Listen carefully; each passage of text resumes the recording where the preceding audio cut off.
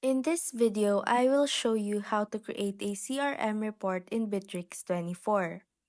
First, log into your Bitrix24 account.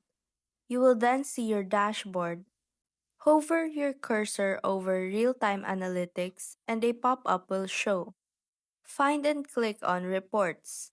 You will then be redirected to your reports board. At the top, click on Add Report. From the drop-down menu under Deals, you will see a variety of report options you can use depending on what you need. Pick one and click on Next. Fill in all the necessary details such as the report name, description, period, and columns. Once all the information is filled in, scroll down and click the Create Report button. Your report is now successfully created. And that's how to create a CRM report in Bitrix24.